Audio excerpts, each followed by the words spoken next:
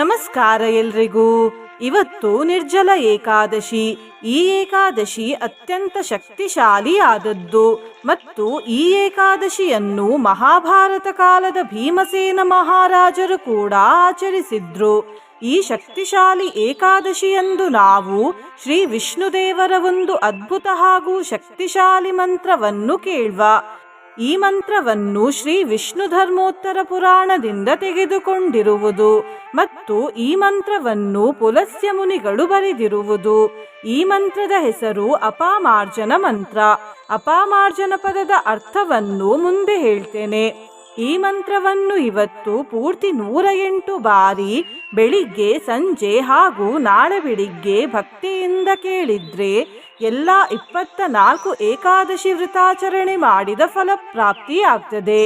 ಮಾನಸಿಕ ಹಾಗೂ ಶಾರೀರಿಕ ಶುದ್ಧಿಯಾಗ್ತದೆ, ಪಾಪ ಪರಿಹಾರವಾಗ್ತದೆ, ಸರ್ವ ದುಃಖ ನಾಶವಾಗ್ತದೆ, ಆರೋಗ್ಯ ರಕ್ಷಣೆಯಾಗ್ತದೆ, ಸುಖ ಸಂಪತ್ತು ಪ್ರಾಪ್ತಿಯಾಗ್ತದೆ, ವೈಭವ ಹಾಗೂ ಯಶಸ್ಸು ದೊರೆಯುತ್ತದೆ ಮತ್ತು ಅಪಾರ ಪುಣ್ಯ ಫಲವೂ ಪ್ರಾಪ್ತಿಯಾಗ್ತದೆ.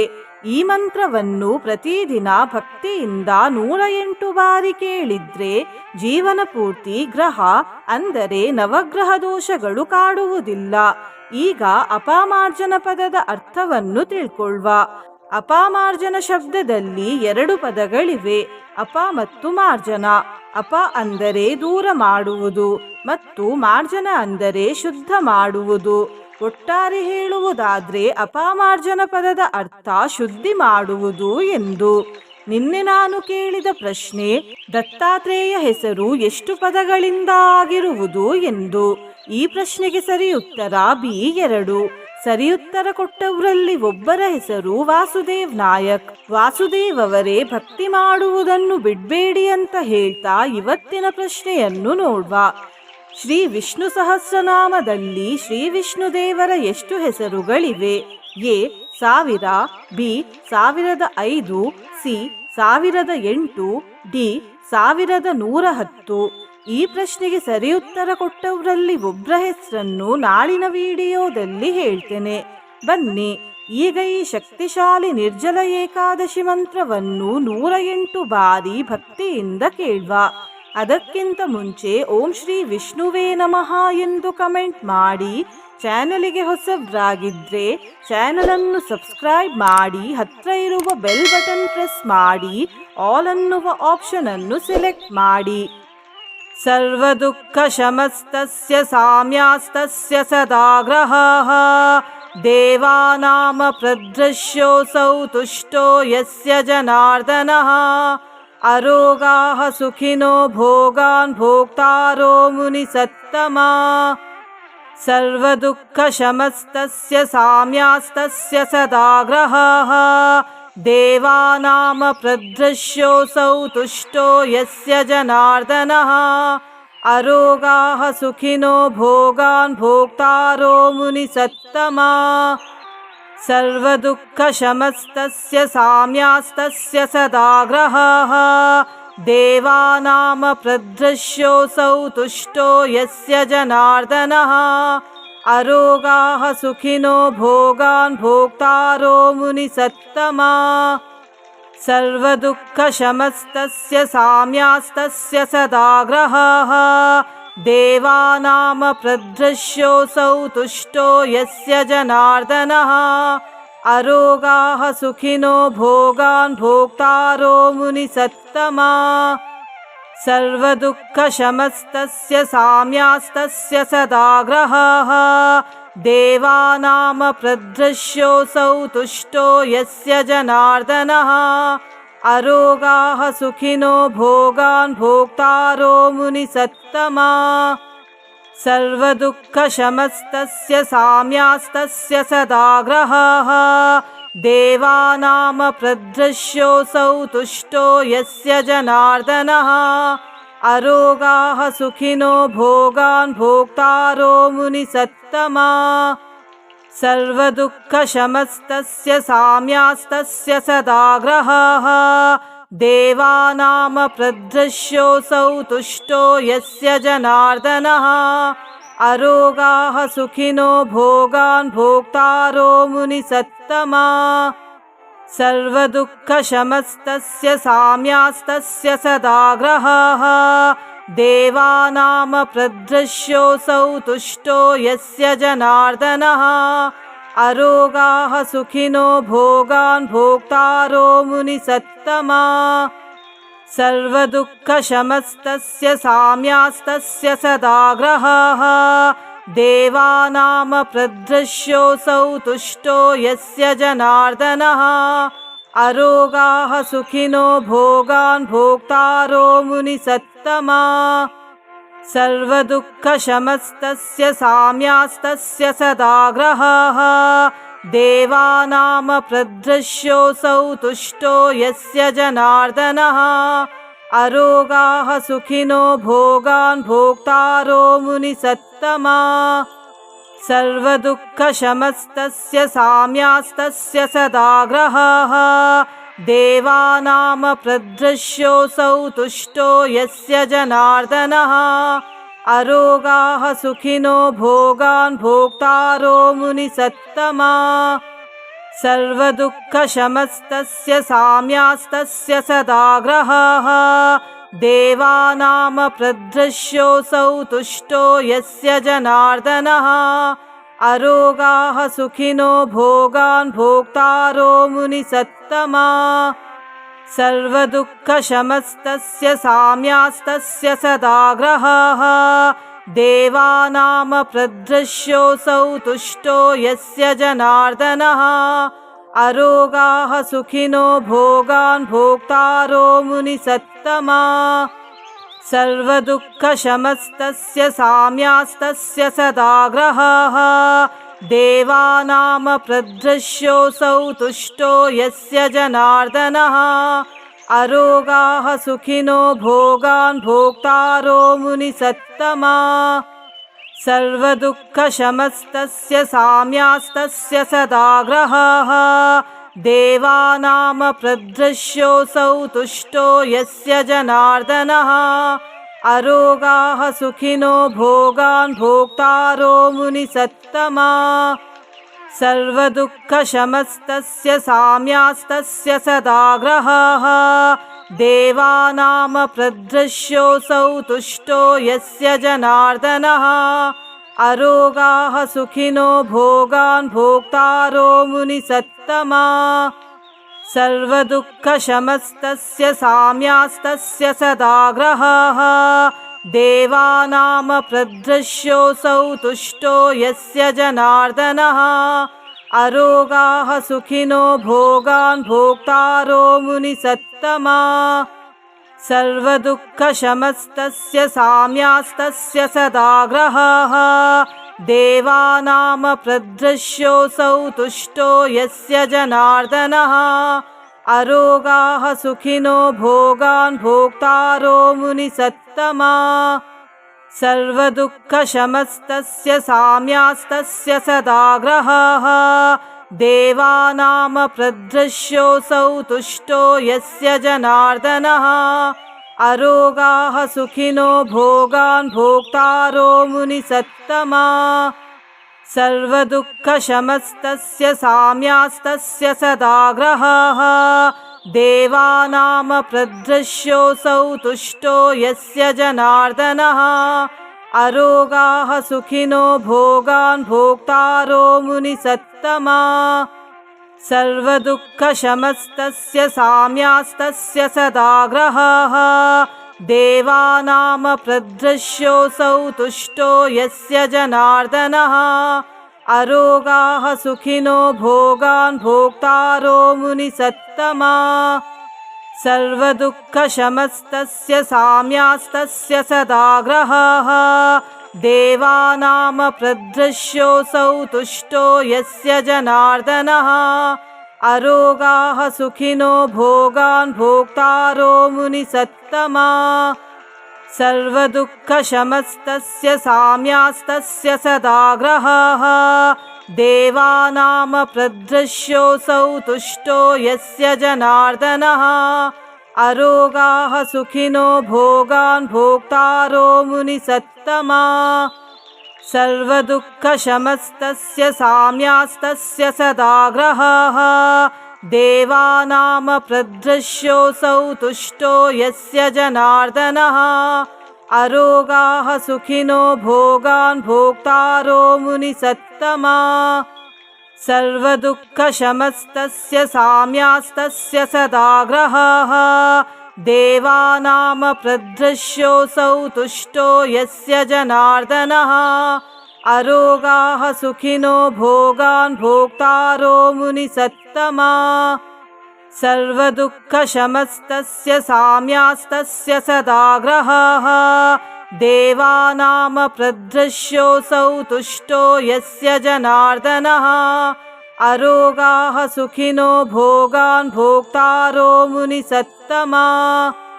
सर्वदुःखशमस्तस्य साम्यास्तस्य सदाग्रहः देवानामप्रदृश्योऽसौ तुष्टो यस्य जनार्दनः अरोगाः सुखिनो भोगान् भोक्तारो मुनिसत्तमा सर्वदुःखशमस्तस्य साम्यास्तस्य सदाग्रहः देवानामप्रदृश्योऽसौ तुष्टो यस्य जनार्दनः अरोगाः सुखिनो भोगान् भोक्तारो मुनिसत्तमा सर्वदुःखशमस्तस्य साम्यास्तस्य सदाग्रहः देवानामप्रदृश्योऽसौ तुष्टो यस्य जनार्दनः अरोगाः सुखिनो भोगान् भोक्तारो मुनिसत्तमा सर्वदुःखशमस्तस्य साम्यास्तस्य सदाग्रहः देवानामप्रदृश्योऽसौ तुष्टो यस्य जनार्दनः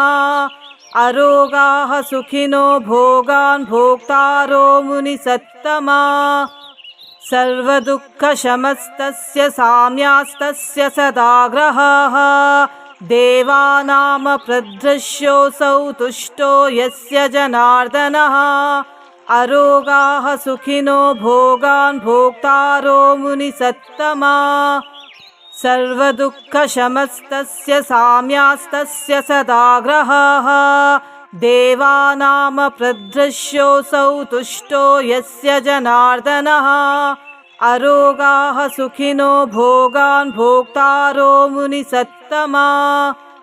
सर्वदुःखशमस्तस्य साम्यास्तस्य सदाग्रहः देवानामप्रदृश्योऽसौ तुष्टो यस्य जनार्दनः अरोगाः सुखिनो भोगान् भोक्तारो मुनिसत्तमा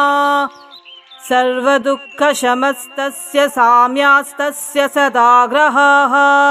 देवानामप्रदृश्योऽसौ तुष्टो यस्य जनार्दनः अरोगाः सुखिनो भोगान् भोक्तारो मुनिसत्तमा सर्वदुःखशमस्तस्य साम्यास्तस्य सदाग्रहः देवानामप्रदृश्योऽसौ तुष्टो यस्य जनार्दनः अरोगाः सुखिनो भोगान् भोक्तारो मुनिसत्तमा सर्वदुःखशमस्तस्य साम्यास्तस्य सदाग्रहः देवानामप्रदृश्योऽसौ तुष्टो यस्य जनार्दनः अरोगाः सुखिनो भोगान् भोक्तारो मुनिसत्तमा सर्वदुःखशमस्तस्य साम्यास्तस्य सदाग्रहः देवानामप्रदृश्योऽसौ तुष्टो यस्य जनार्दनः अरोगाः सुखिनो भोगान् भोक्तारो मुनिसत्तमा सर्वदुःखशमस्तस्य साम्यास्तस्य सदाग्रहः देवानामप्रदृश्योऽसौ तुष्टो यस्य जनार्दनः अरोगाः सुखिनो भोगान् भोक्तारो मुनिसत्तमा सर्वदुःखशमस्तस्य साम्यास्तस्य सदाग्रहः देवानामप्रदृश्योऽसौ तुष्टो यस्य जनार्दनः अरोगाः सुखिनो भोगान् भोक्तारो मुनिसत्तमा सर्वदुःखशमस्तस्य साम्यास्तस्य सदाग्रहः देवानामप्रदृश्योऽसौ तुष्टो यस्य जनार्दनः अरोगाः सुखिनो भोगान् भोक्तारो मुनिसत्तमा सर्वदुःखशमस्तस्य साम्यास्तस्य सदाग्रहाः देवानामप्रदृश्योऽसौ तुष्टो यस्य जनार्दनः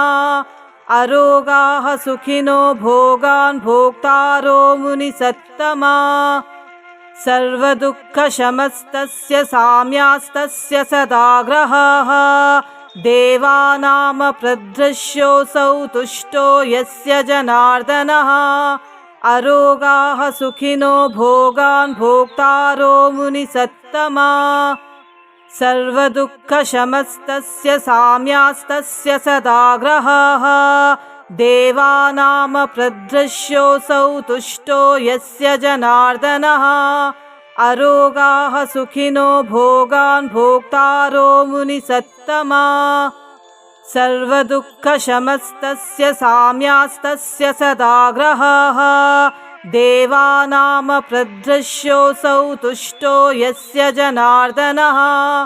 अरोगाः सुखिनो भोगान् भोक्तारो मुनिसत्तमा सर्वदुःखशमस्तस्य साम्यास्तस्य सदाग्रहाः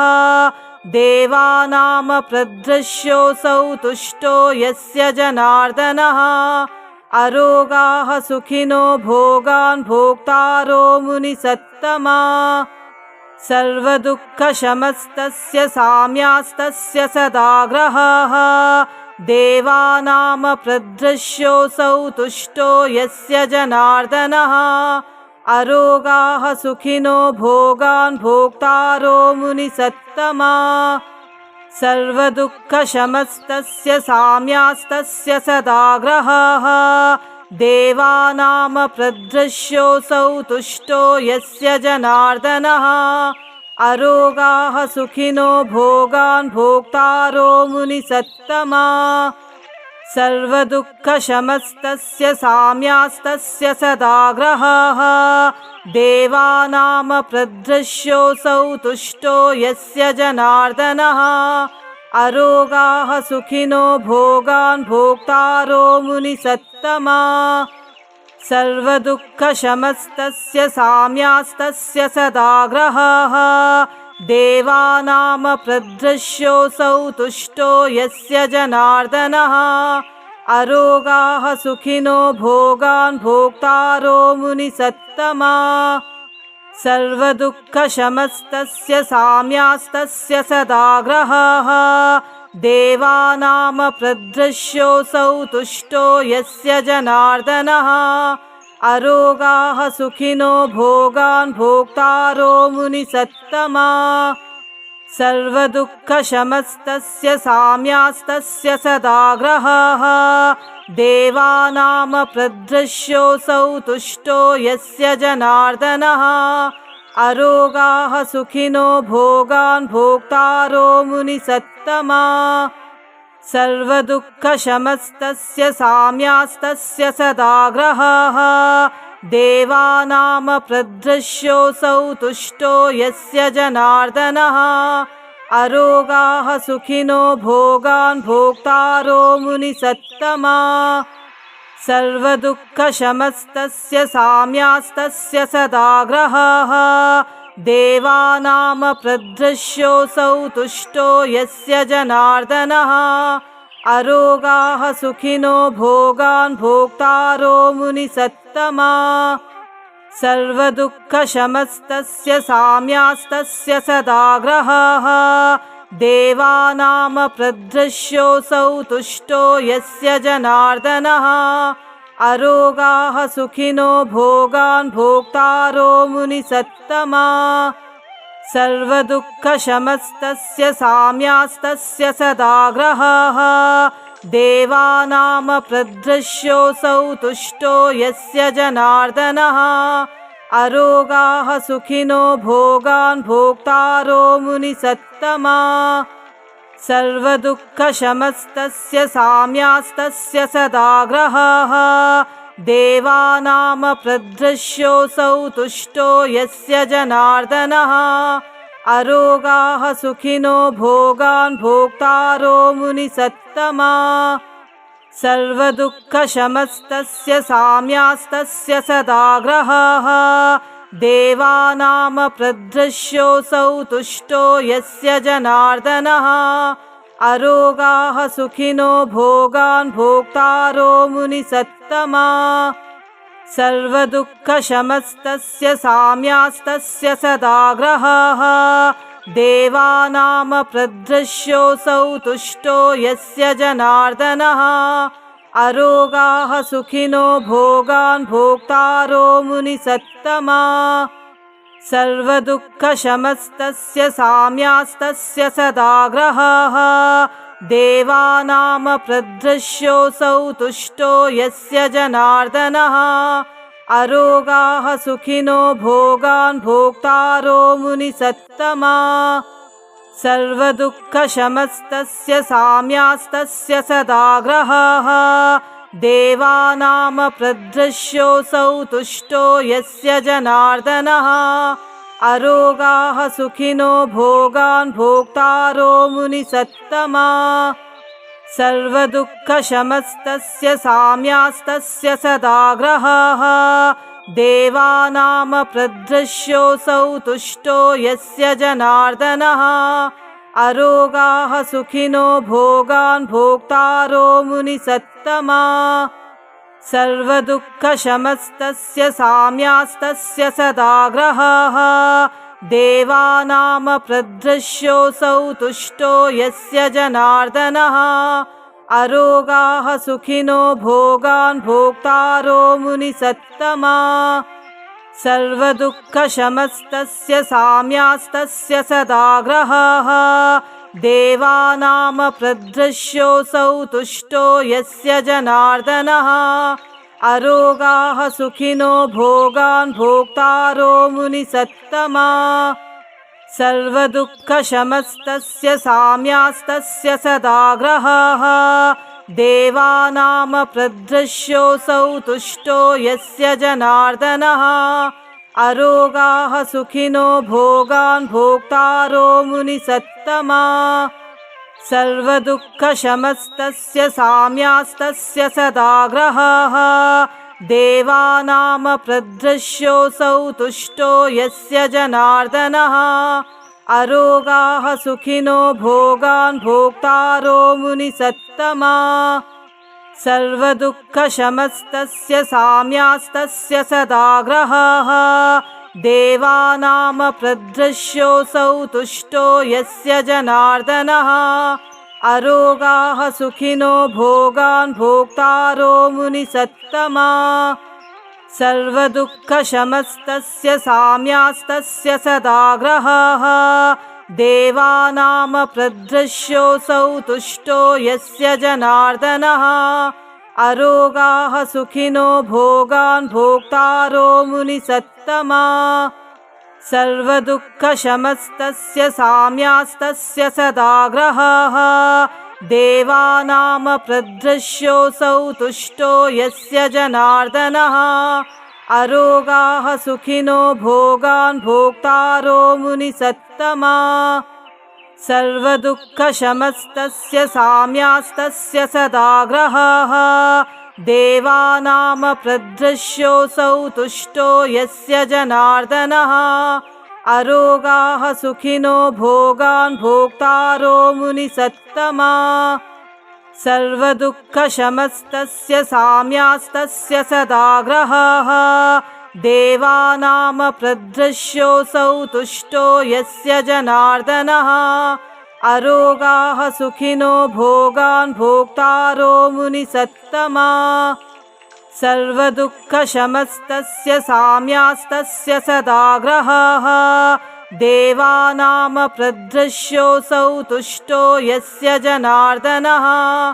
अरोगाः सुखिनो भोगान् भोक्तारो मुनिसत्तमा सर्वदुःखशमस्तस्य साम्यास्तस्य सदाग्रहाः देवानामप्रदृश्योऽसौ तुष्टो यस्य जनार्दनः अरोगाः सुखिनो भोगान् भोक्तारो मुनिसत्तमा सर्वदुःखशमस्तस्य साम्यास्तस्य सदाग्रहाः देवानामप्रदृश्योऽसौ तुष्टो यस्य जनार्दनः अरोगाः सुखिनो भोगान् भोक्तारो मुनिसत्तमा सर्वदुःखशमस्तस्य साम्यास्तस्य सदाग्रहः देवानामप्रदृश्योऽसौ तुष्टो यस्य जनार्दनः अरोगाः सुखिनो भोगान् भोक्तारो मुनिसत्तमा सर्वदुःखशमस्तस्य साम्यास्तस्य सदाग्रहः देवानामप्रदृश्योऽसौ तुष्टो यस्य जनार्दनः अरोगाः सुखिनो भोगान् भोक्तारो मुनिसत्तमा सर्वदुःखशमस्तस्य साम्यास्तस्य सदाग्रहः देवानामप्रदृश्योऽसौ तुष्टो यस्य जनार्दनः अरोगाः सुखिनो भोगान् भोक्तारो मुनिसत्तमा सर्वदुःखशमस्तस्य साम्यास्तस्य सदाग्रहः देवानामप्रदृश्योऽसौ तुष्टो यस्य जनार्दनः अरोगाः सुखिनो भोगान् भोक्तारो मुनिसत्तमा सर्वदुःखशमस्तस्य साम्यास्तस्य सदाग्रहः देवानामप्रदृश्योऽसौ तुष्टो यस्य जनार्दनः अरोगाः सुखिनो भोगान् भोक्तारो मुनिसत्तमा सर्वदुःखशमस्तस्य साम्यास्तस्य सदाग्रहः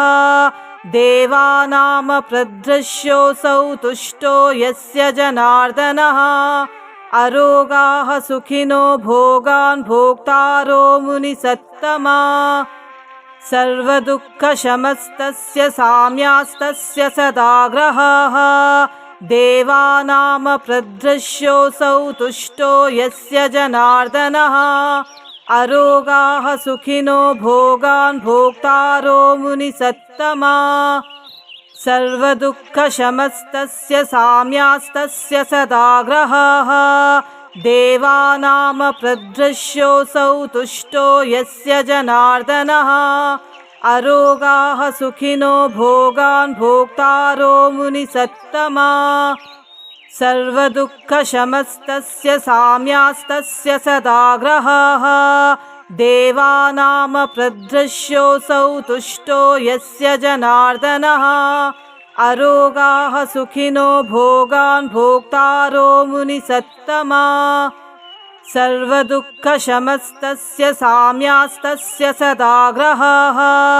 देवानामप्रदृश्योऽसौ तुष्टो यस्य जनार्दनः अरोगाः सुखिनो भोगान् भोक्तारो मुनिसत्तमा सर्वदुःखशमस्तस्य साम्यास्तस्य सदाग्रहः देवानामप्रदृश्योऽसौ तुष्टो यस्य जनार्दनः अरोगाः सुखिनो भोगान् भोक्तारो मुनिसत्तमा सर्वदुःखशमस्तस्य साम्यास्तस्य सदाग्रहः देवानामप्रदृश्योऽसौ तुष्टो यस्य जनार्दनः अरोगाः सुखिनो भोगान् भोक्तारो मुनिसत्तमा सर्वदुःखशमस्तस्य साम्यास्तस्य सदाग्रहः देवानामप्रदृश्योऽसौ तुष्टो यस्य जनार्दनः अरोगाः सुखिनो भोगान् भोक्तारो मुनिसत्तमा सर्वदुःखशमस्तस्य साम्यास्तस्य सदाग्रहः देवानामप्रदृश्योऽसौ तुष्टो यस्य जनार्दनः अरोगाः सुखिनो भोगान् भोक्तारो मुनिसत्तमा सर्वदुःखशमस्तस्य साम्यास्तस्य सदाग्रहः देवानामप्रदृश्योऽसौ तुष्टो यस्य जनार्दनः अरोगाः सुखिनो भोगान् भोक्तारो मुनिसत्तमा सर्वदुःखशमस्तस्य साम्यास्तस्य सदाग्रहः देवानामप्रदृश्योऽसौ तुष्टो यस्य जनार्दनः अरोगाः सुखिनो भोगान् भोक्तारो मुनिसत्तमा सर्वदुःखशमस्तस्य साम्यास्तस्य सदाग्रहाः देवानामप्रदृश्योऽसौ तुष्टो यस्य जनार्दनः अरोगाः सुखिनो भोगान् भोक्तारो मुनिसत्तमा सर्वदुःखशमस्तस्य साम्यास्तस्य सदाग्रहाः देवानामप्रदृश्योऽसौ तुष्टो यस्य जनार्दनः अरोगाः सुखिनो भोगान् भोक्तारो मुनिसत्तमा सर्वदुःखशमस्तस्य साम्यास्तस्य सदाग्रहाः देवानामप्रदृश्योऽसौ तुष्टो यस्य जनार्दनः अरोगाः सुखिनो भोगान् भोक्तारो मुनिसत्तमा सर्वदुःखशमस्तस्य साम्यास्तस्य सदाग्रहाः देवानामप्रदृश्योऽसौ तुष्टो यस्य जनार्दनः अरोगाः सुखिनो भोगान् भोक्तारो मुनिसत्तमा सर्वदुःखशमस्तस्य साम्यास्तस्य सदाग्रहाः देवानामप्रदृश्योऽसौ तुष्टो यस्य जनार्दनः अरोगाः सुखिनो भोगान् भोक्तारो मुनिसत्तमा सर्वदुःखशमस्तस्य साम्यास्तस्य सदाग्रहाः देवानामप्रदृश्योऽसौ तुष्टो यस्य जनार्दनः अरोगाः सुखिनो भोगान् भोक्तारो मुनिसत्तमा सर्वदुःखशमस्तस्य साम्यास्तस्य सदाग्रहाः देवानामप्रदृश्योऽसौ तुष्टो यस्य जनार्दनः अरोगाः सुखिनो भोगान् भोक्तारो मुनिसत्तमा सर्वदुःखशमस्तस्य साम्यास्तस्य सदाग्रहाः देवानामप्रदृश्योऽसौ तुष्टो यस्य जनार्दनः अरोगाः सुखिनो भोगान् भोक्तारो मुनिसत्तमा सर्वदुःखशमस्तस्य साम्यास्तस्य सदाग्रहाः देवानामप्रदृश्योऽसौ तुष्टो यस्य जनार्दनः अरोगाः सुखिनो भोगान् भोक्तारो मुनिसत्तमा सर्वदुःखशमस्तस्य साम्यास्तस्य सदाग्रहाः देवानामप्रदृश्योऽसौ तुष्टो यस्य जनार्दनः अरोगाः सुखिनो भोगान् भोक्तारो मुनिसत्तमा सर्वदुःखशमस्तस्य साम्यास्तस्य सदाग्रहाः देवानामप्रदृश्योऽसौ तुष्टो यस्य जनार्दनः अरोगाः सुखिनो भोगान् भोक्तारो मुनिसत्तमा सर्वदुःखशमस्तस्य साम्यास्तस्य सदाग्रहाः देवानामप्रदृश्योऽसौ तुष्टो यस्य जनार्दनः अरोगाः सुखिनो भोगान् भोक्तारो मुनिसत्तमा सर्वदुःखशमस्तस्य साम्यास्तस्य सदाग्रहाः देवानामप्रदृश्योऽसौ तुष्टो यस्य जनार्दनः अरोगाः सुखिनो भोगान् भोक्तारो मुनिसत्तमा सर्वदुःखशमस्तस्य साम्यास्तस्य सदाग्रहाः देवानामप्रदृश्योऽसौ तुष्टो यस्य जनार्दनः अरोगाः सुखिनो भोगान् भोक्तारो मुनिसत्तमा सर्वदुःखशमस्तस्य साम्यास्तस्य सदाग्रहाः देवानामप्रदृश्योऽसौ तुष्टो यस्य जनार्दनः अरोगाः सुखिनो भोगान् भोक्तारो मुनिसत्तमा